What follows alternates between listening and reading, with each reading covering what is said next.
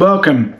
In a different location today. I've come out into a bit more of a light-filled room rather than being in the dark studio because it's coming into summer in Australia and it's nice to get a bit of sun on my face in a bright space. Now, recently, having been making all of these videos about DAWless, I've been pondering on why I'm actually doing it. And what I mean by this is that I've been finding that I've been making lots of little snippets of music, a minute or 2 minutes long, but actually then they don't go any further than that. I've probably deleted more little tracks off of my OP1 field than I actually have done anything with, which has made me think, well, A, why am I making this music? And B, what could I do with it? I've realised that I've been making this music actually to be a bit too spiritual and crappy about it, that I'm doing this to just explore a new way of making music. I've come from a singer-songwriter background where I've played guitar or piano and written a song and hope someone has resonated with my lyrics. But now this is actually just about exploring making music for the sake of making music, which I guess is a valid endeavour in itself. But I also want to do a bit more with it than that. I don't necessarily want to do the focus to be releasing the music, because I've put a lot of music out over the years, and I think at the moment, whilst it's amazing that you can put your music on Spotify or one of the other streaming services and get it potentially heard by lots of people, actually the noise floor of so many other people making music means it can be sometimes a little bit futile. It's one of the reasons why I put stuff on YouTube, because it's a bit more of a platform where people try and discover people. So, you know, more people interact with me on this than they've ever done on anything else, which has led me to think that the reason I should be doing this, or what my potentially next thing to do, would be to create a live rig, a sort of miniaturized version of the main rig, and go and do some live performance around that. I guess that we should go and have a look at the current setup, or not my current setup, what the current proposed rig looks like and how I want to use it.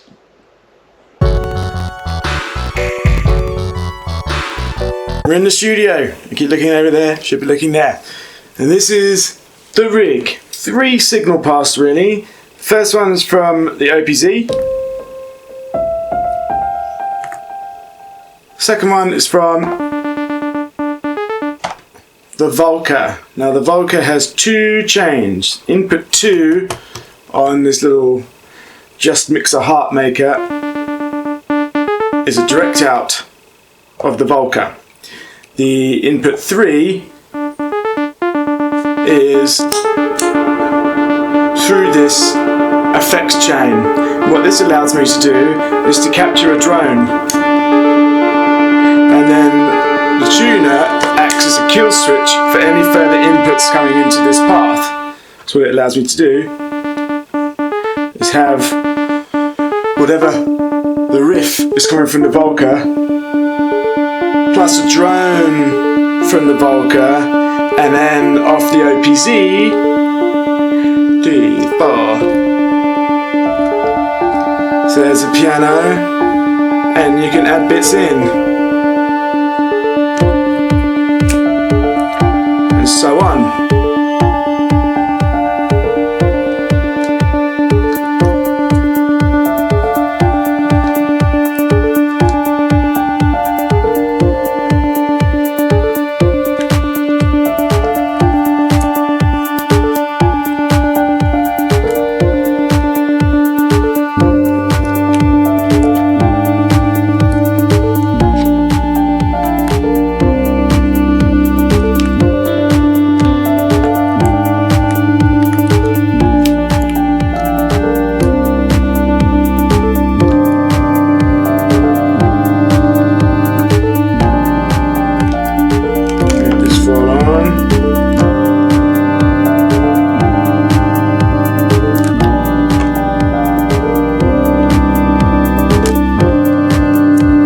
So on. And so I can build up this performance.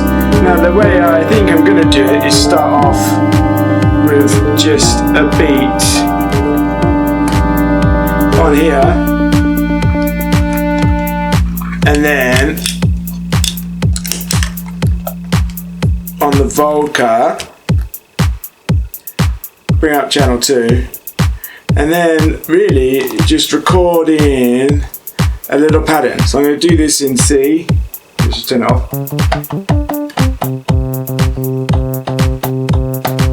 So like that, step record,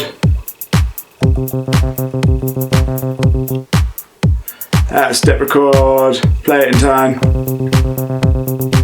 put it in record, and then just add more notes in.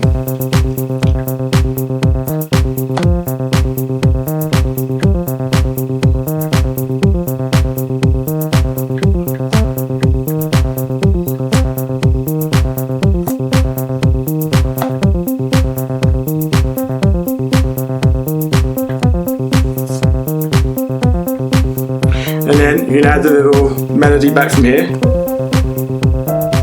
And then bring the drone in.